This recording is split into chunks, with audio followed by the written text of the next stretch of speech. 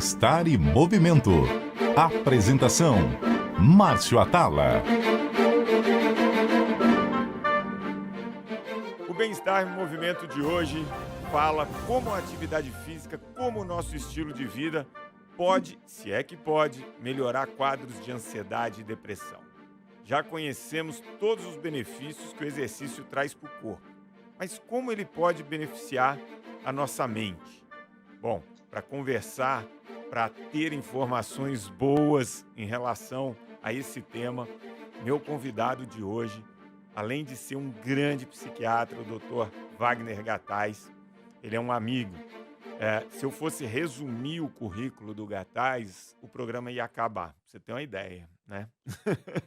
O Gattais, ele é coeditor de 4 revistas científicas internacionais, ele ainda edita a revista de Psiquiatria Clínica, pertence ao corpo editorial de outras 4 revistas internacionais e 3 nacionais, é membro de 6 sociedades científicas internacionais e 3 nacionais, membro do Conselho Deliberativo, criador da Fundação Faculdade de Medicina no Hospital das Clínicas da USP.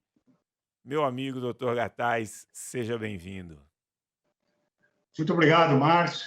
Bom dia a você, aos seus ouvintes. É sempre um prazer estar aqui com você, aliando a algo que é multidisciplinar. Os cuidados humanos, hoje, você melhor do que ninguém sabe disso. Essa multidisciplinaridade é fundamental. Então, é um prazer trazer um pouco de saúde mental aliada a todo o seu conhecimento que você tem desenvolvido no cuidado das pessoas. Gattais, a gente teve já a felicidade de fazer alguns projetos juntos. E antes de eu começar a pontuar como a gente pode, com o estilo de vida, trazer algum tipo de benefício, explica um pouquinho a diferença de depressão e ansiedade. De uma maneira geral, nós podemos dizer que a ansiedade é um sintoma quase sempre presente na depressão. Embora um transtorno de ansiedade pode ocorrer também sozinho. Uhum.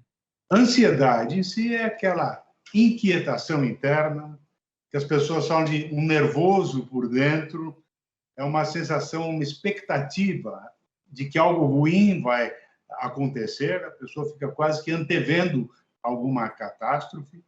Isto causa um sofrimento muito grande e, às vezes, a ansiedade é acompanhada também da angústia, que é aquela pressão, aquela sensação de aperto no peito.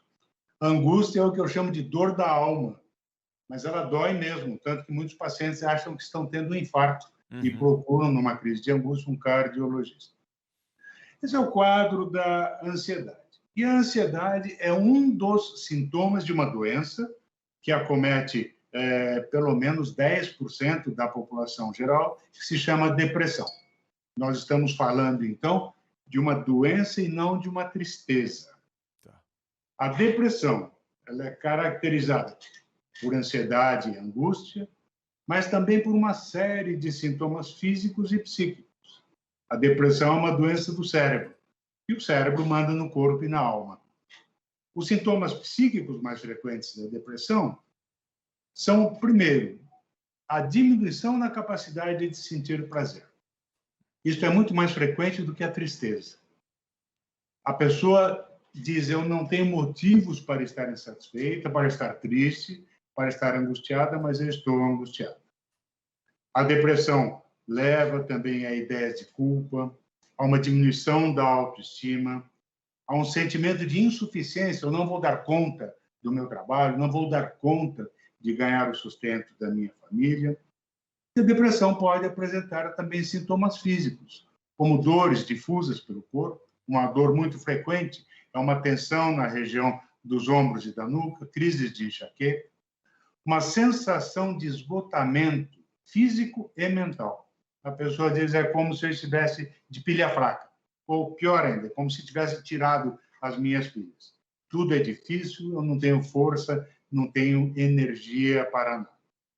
Ocorrem ainda sintomas como distúrbios do sono, aquela insônia terminal que chama, a pessoa vai dormir, 3, 4 horas depois ela acorda no meio da noite e não consegue conciliar o sono.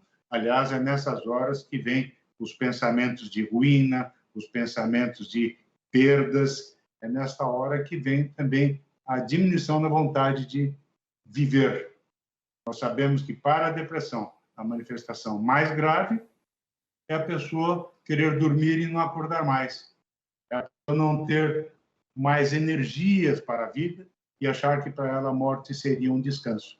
Esses pensamentos, que ocorrem em 2/3 de todos os deprimidos, são a base do sintoma e da manifestação mais grave da depressão, que é o suicídio. Doutor Netais, ouvindo falar, me vem uma pergunta.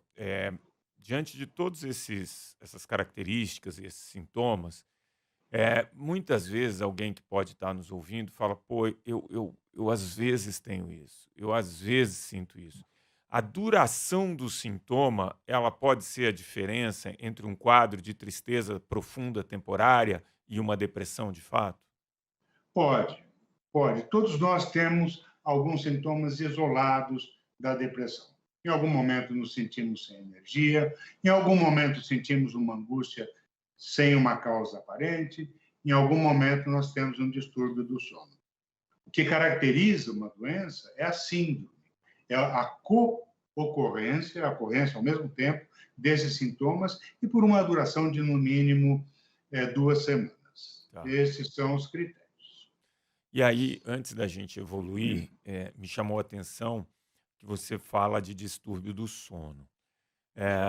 E também a falta de sono aumenta a quantidade de depressão e ansiedade. Pode ser um gatilho também, em muitas vezes, né?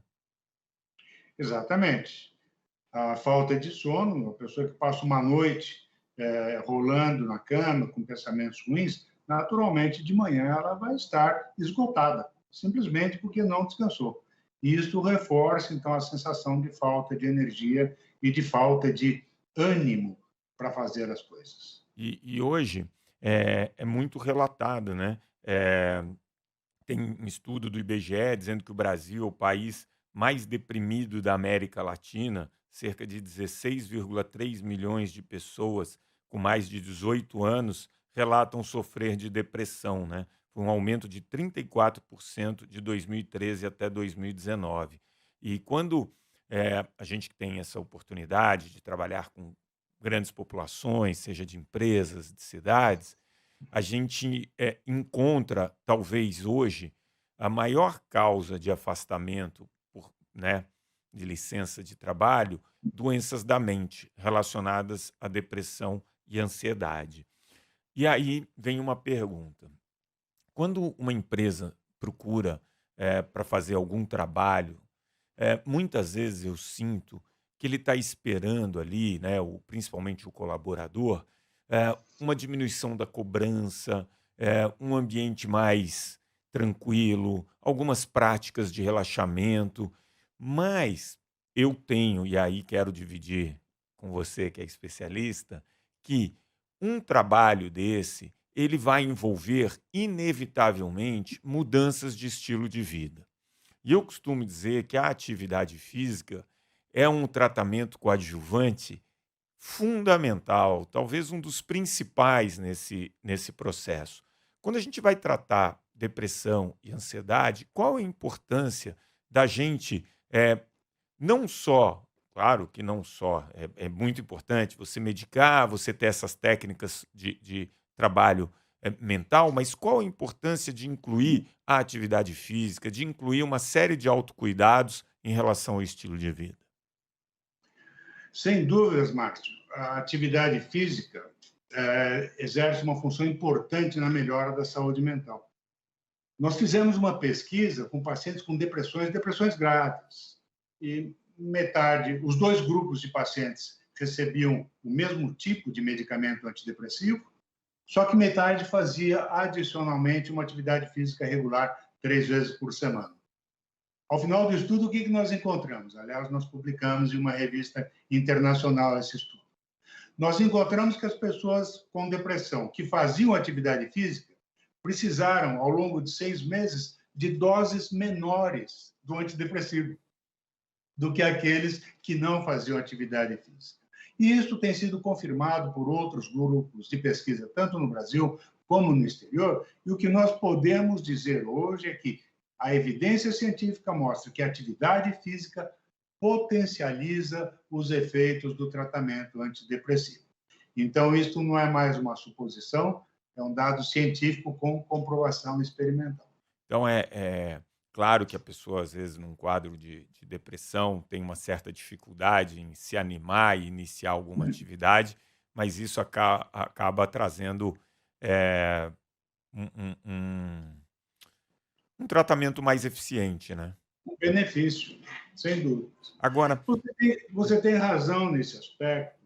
Na fase aguda da depressão, é muito difícil, às vezes até inconcebível, a pessoa ir para uma academia, por exemplo. uhum, uhum, Ela não tem energia nem para fazer as suas necessidades pessoais. A depressão severa, a pessoa não consegue, por exemplo, ter energia para tomar um banho, uhum. para se vestir, para levantar da cama, para se alimentar. Então, a questão é qual o momento propício, não é, para nós indicarmos esse tratamento, que eu chamo de tratamento coadjuvante, que é a atividade física. É claro, isso só pode ser recomendado no momento em que a pessoa se sentir capaz de executar, por exemplo, uma atividade física regular. Porque nesses casos a medicação ela demora até imagino, alguns dias para começar a fazer efeito, para essa pessoa ter esse ânimo mínimo para Ex- começar a se autocuidar, a incluir outras atividades. Exatamente. Muitas vezes informando o paciente de que em breve ele poderá se beneficiar com uma atividade física, já o deixa motivado para ele mesmo falar, doutor, eu acho que eu já posso tentar, vamos tentar aí 3 vezes meia hora por dia. Ótimo. E uma coisa me chama a atenção nesses levantamentos é que as regiões urbanas apresentam uma quantidade maior de pessoas deprimidas do que regiões rurais. Você pode atribuir isso ao estilo de vida que se leva, muita pressão, muita demanda, nas regiões urbanas? É uma explicação plausível e provável também. Mas só o estilo de vida ele não acarreta doença. Vamos pegar como exemplo a demanda. A demanda, o estresse, nem sempre ele é daninho, nem sempre ele leva à ansiedade e depressão. O estresse, na dose certa, ele pode ser um fator motivador para a pessoa atingir o seu nível ótimo de produtividade. Então, o que nós falamos aqui de estresse é aquele estresse em excesso que leva a uma síndrome de esgotamento, que leva ao que nós chamamos de um burnout. Se nós abrirmos um parênteses, o que é burnout? O burnout é uma depressão que ocorre centrada no ambiente de trabalho. E como qualquer doença, ela precisa de 2 elementos: do elemento comportamental, individual, e do elemento ambiental.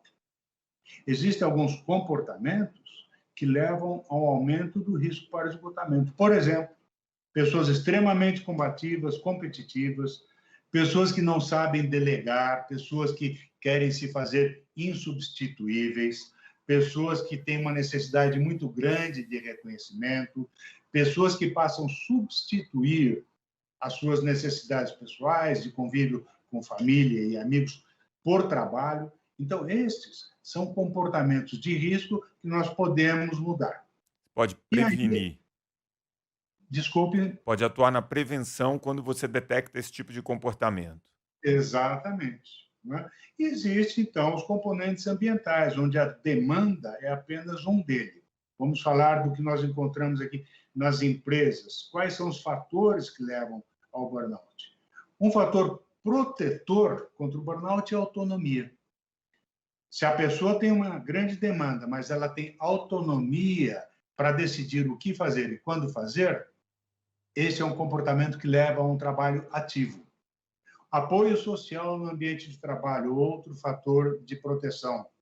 Uma comunicação clara e inequívoca entre chefes e colaboradores é um fator protetor contra o burnout. Então, quando nós atuamos numa empresa, nós temos que atuar no nível individual, mudança de comportamento, mas também no nível ambiental, com a redução dos fatores de risco. Reduzir a demanda nós não podemos. Afinal, nós precisamos trabalhar e produzir. Claro. Mas adequar esta demanda aos outros fatores protetores, isso nós podemos fazer.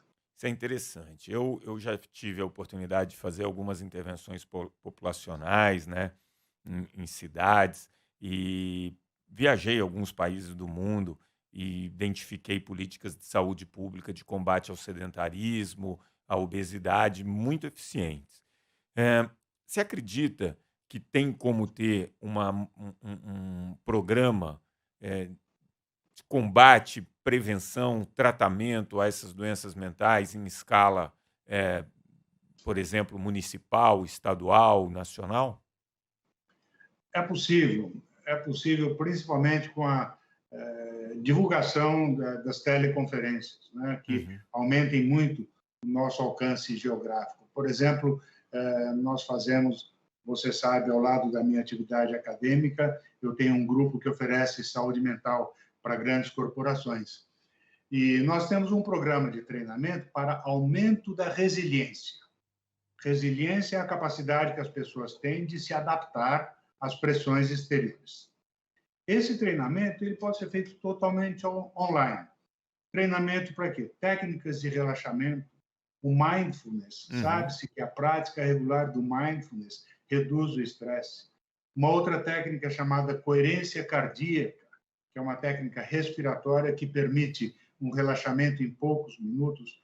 Todos esses são fatores protetores. Se nós associarmos isto com atividade física, se associarmos isto com palestras orientando a mudança de comportamento, isso pode ser feito em escala nacional, com benefícios não só para as pessoas, mas para a própria produtividade e para a própria economia. O senhor comentou, que entre esses fatores aí, esses sintomas da depressão, a falta de vontade de viver é um desses sintomas. E tem um dado entre os jovens do Brasil de 15 a 29 anos que o suicídio foi a segunda maior causa de morte. Que a gente pode atribuir a isso? A tecnologia, excesso de informação? Ah, lógico, um problema complexo desse nunca tem uma origem só, né? Mas um dado desse, que obviamente leva leva a acreditar que tem uma situação de depressão muito forte. O que a gente pode atribuir? Olha, Márcio, a maior causa do suicídio, isso no mundo inteiro, é a depressão. Pelo menos 80% das pessoas que suicidam tinham uma doença depressiva. Mas o suicídio é um fator extremamente complexo, é um fator social extremamente complexo. Já há mais de um século, Durkheim, que foi um dos primeiros estudiosos de suicídio, ele encontrou, por exemplo, que o suicídio é contagioso. O suicídio, quando ele ocorre em uma determinada região, isso desencadeia uma cópia do comportamento na mesma região. Isso é frequente de se notar, por exemplo, nós tivemos aí uma ocasião em uma faculdade de medicina de São Paulo, que no mesmo ano teve 4 tentativas de suicídio numa mesma classe dessa faculdade. Não é? Então, mostra esse contágio do suicídio como uma possível solução para problemas existenciais. O que nós sabemos é que o suicídio, primeiro, ele tem que ser levado muito a sério. Muitas vezes as pessoas falam, não vou nem tocar nesse assunto para não dar ideia para o paciente. Não se preocupe. Quando a pessoa tem ideia de suicídio, ele já tem há muito tempo. E não é falando sobre isso que Você ela vai vai evitar. executar. Pelo contrário, falando sobre isso, e escutando aquilo com compreensão para o sofrimento da pessoa, isso dá um alívio muito grande na pessoa que está desiludida da vida. Então, fatores ambientais, de pressão, de desemprego, podem levar a esses pensamentos. E também o que ocorre nas estatísticas é que o suicídio passou a ser mais notificado. Tá. O suicídio que sempre existiu e que antes, por estigma, por preconceito, se dava uma outra causa mortes, ele passou a ser notificado, aumentando, então, naturalmente, de uma forma artificial as estatísticas. Entendi. Importante dizer que no mês que vem nós temos aí o Setembro Amarelo, que está chegando, não é? Que é um mês dedicado ao estudo e à prevenção do suicídio.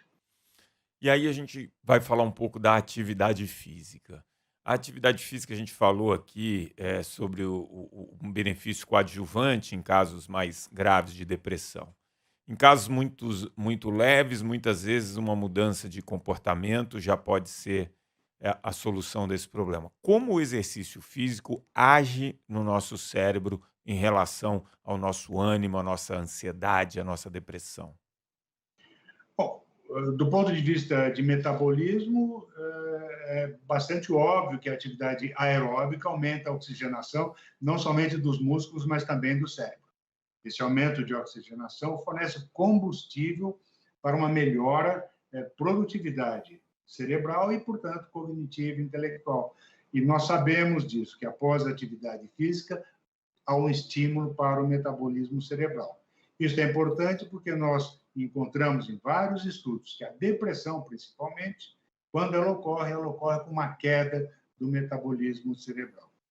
É claro que tem todos os efeitos periféricos também da atividade física que promovem o relaxamento e que são sempre, isso as pessoas notam, né?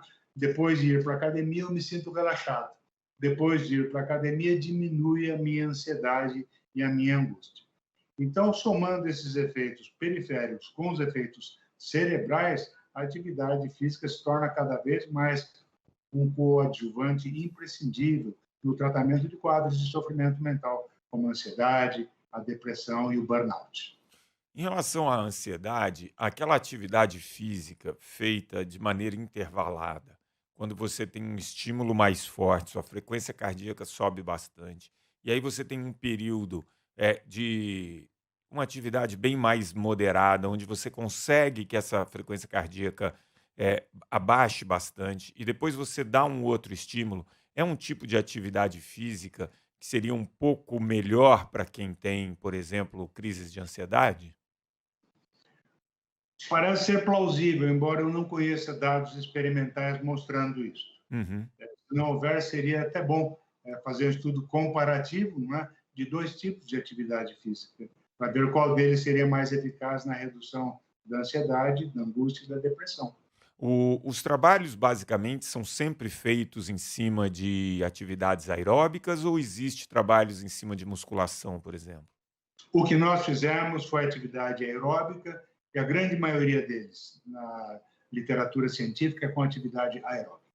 E aí, quando a gente fala da atividade física, existe um componente que é o componente social.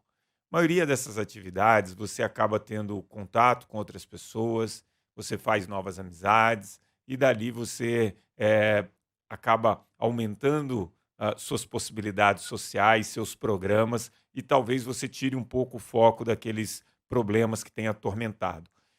Isso pode ser um benefício coadjuvante da atividade física? Sem dúvida, é um benefício, principalmente nesses tempos difíceis que nós estamos vivendo, né? Tempos onde o isolamento e afastamento social se tornou uma necessidade. Tudo aquilo que permite a pessoa ter uma visão mais ampla do mundo, afastando-se da visão negativa que o deprimido tem de si mesmo e de seu ambiente, promove a saúde mental e serve, sem dúvidas, para atenuar o sofrimento das pessoas. E em relação a sono, como que a gente, num momento desse, porque a gente tocou no assunto anterior que o sono pode ser muitas vezes até um gatilho. Eh, Existem inúmeros estudos mostrando que pessoas que dormem menos em relação a pessoas que dormem mais, né? Então, pessoas que dormem menos de 6 horas com pessoas que dormem 7 horas e meia, a prevalência de doenças da mente ela acaba sendo maior. Como que a gente pode fazer para que um sono de qualidade possa ajudar nesse tratamento da depressão e ansiedade? Tem dois tipos de insônia. A insônia inicial, quer dizer, a dificuldade para pegar no sono, esta pode ser combatida com medidas de higiene do sono. Por exemplo, algumas horas antes de ir para a cama, deixar de fazer atividades na tela, seja computador, seja televisão, seja no celular, ter a possibilidade de encerrar o trabalho, que está se tornando cada vez mais difícil, porque na pandemia parece que as pessoas perderam um pouco o controle dos horários. Verdade. Às 8 horas, o chefe lembra de uma coisa, manda para os colaboradores dele um e-mail pedindo resposta. Né? Então, se nós começarmos a desacelerar no final do dia, se nós reservarmos o quarto para dormir e não para assistir televisão ou para comer, medidas gerais de higiene do sono podem promover o adormecer. Já a insônia terminal é mais difícil de você combater apenas com medidas preventivas, porque essa insônia terminal é uma manifestação muito característica de quadros depressivos. É aquela insônia da pessoa adormecer logo, mas acordar no meio da noite e não voltar a conciliar o sono. Aqui, o mais indicado e os melhores resultados é com o tratamento da depressão. E isso não quer dizer obrigatoriamente medicamentos para dormir, mas um tratamento antidepressivo, onde a melhora do sono vai ser um dos primeiros indicadores que a pessoa está melhorando da depressão. Excelente. Agora, a gente passou rápido esse papo e a gente tem um último quadro aqui no programa. 3 dicas para levar para casa.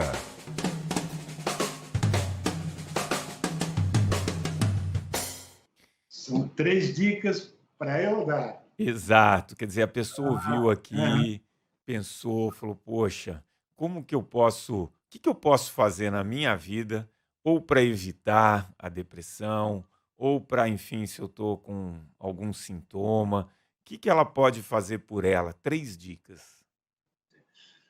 Olha, eu gosto de dar dicas para a pessoa melhorar a vida dela e melhorar a vida dos outros também. Né? Eu vou começar pelo final. Como melhorar a vida de quem tem uma depressão? E a primeira coisa é levar isso muito a sério. A primeira coisa, você sabe, o inferno está cheio de boas intenções e a pessoa quer motivar quem está deprimido. Fala, mas você não tem nada, você não tem motivos para ficar assim. Né? Você tem que reagir, você tem que se ajudar. Isso, Márcio, é um verdadeiro inferno para quem tem a depressão. Tá. Porque se todo mundo manda ele se ajudar e reagir, mas ele fala, eu não consigo, então, de fato, eu sou o incompetente, eu sou o culpado de estar assim. Uhum. Então, a primeira dica é, se vocês tiverem ao seu lado alguém com uma depressão, leve aquilo muito a sério. A pessoa não está assim porque ela quer, ou por preguiça, ou por falta de capacidade de reagir. Ela está doente, por sorte, é uma doença que pode ser tratada com sucesso. Então, leve a sério, acolham a pessoa e estimulem a fazer um tratamento. De resto, Márcio, a saúde mental, a Organização Mundial de Saúde tem um programa que se chama Não há saúde sem saúde mental. Uhum. O reverso disso é que tudo que promove a saúde, uma vida saudável, vai promover também a saúde mental.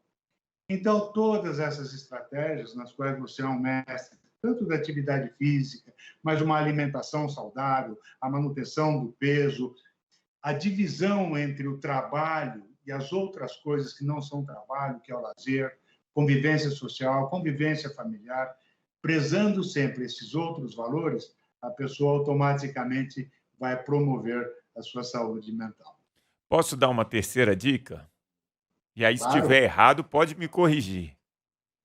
Ter rotina é bom? Olha, a rotina, de uma maneira geral, nos dá a sensação de que o mundo está em ordem. Mas, muitas vezes, a rotina pode inibir um pouco a nossa criatividade. Tá. Então, eu gostaria de complementar o que você disse. Ótimo. Tenha rotina, mas com criatividade. Que bom. Isso faz bem. Bom, doutor Gataz, muito, muito, muito obrigado por dividir comigo e com todos os ouvintes seu conhecimento. Espero que a gente tenha dado boas informações para que quem está nos ouvindo possa ter um cuidado, uma atenção especial em relação à saúde da mente, à depressão e ansiedade, que é um assunto tão caro hoje para a nossa sociedade. Muito obrigado. Eu que te agradeço, Márcio, além do prazer de estar com você, de me dar essa oportunidade de trazer alguma orientação para as pessoas para reduzir o seu sofrimento. Muito obrigado e um bom dia a todos. Obrigado. O Bem-Estar em Movimento de hoje fica por aqui. Se você gostou do nosso papo, compartilhe com seus amigos, baixe agora mesmo e ouça o podcast que já está disponível em todas as plataformas de áudio e no aplicativo da CBN. O programa de hoje teve a produção de Joana Cafuri, do Bruno Teixeira, a edição do Rafael Furugem e os trabalhos técnicos do Juliano. Bom fim de semana e grande abraço. Bem-estar e movimento. Apresentação: Márcio Atala.